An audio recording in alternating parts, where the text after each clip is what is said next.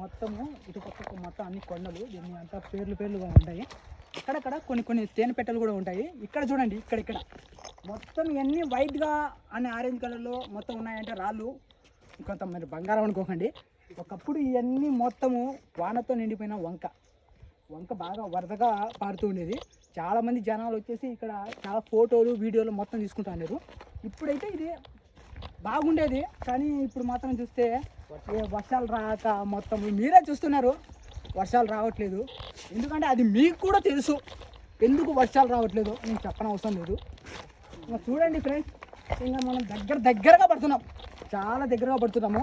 అసలు ఆ దేవరకొన ఏంటి, దాని గురించి ఏంటి, అసలు దాని డీటెయిల్స్ ఏంటి, అక్కడ ఉన్న అద్భుతాలు ఏంటి, అక్కడ ఏమున్నాయి, ఎందుకని మనం దేవరకొన గురించి పోతున్నాము, ఎందుకు ఇంతమంది ఫ్రెండ్స్ పోతున్నారు.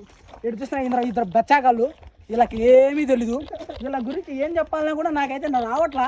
కానీ మేము ముందుగా ఈ బచ్చాగాళ్ళు ఏం చేస్తారో మీకే తెలుస్తుంది. ఈ కామెడీ కూడా ఎందుకు ఉంటుందంటే దేవరకొన ఓన్లీ వ్లాగే అనుకుంటున్నారా? కాదండి, ఇక్కడ కామెడీ కూడా ఉంటుంది. ఈ కర్రీ బ్లాకే మన రేంజ్లో ఉంటాడు, మంచి లవర్ బాయే ఒక రేంజ్లో ఉంటాడు. ఈ పెట్టగోడ ఇది మంచి పెట్టగోడ, చూస్తుండగానే కామెడీ దుమ్ములేపుతుంది. చూస్తున్నాడు, ఇక్కడ చాలా ఫన్ ఉంటుంది. ఓకే ఫ్రెండ్స్, ఇంకా ముందుకు వెళ్దాం. అబ్బా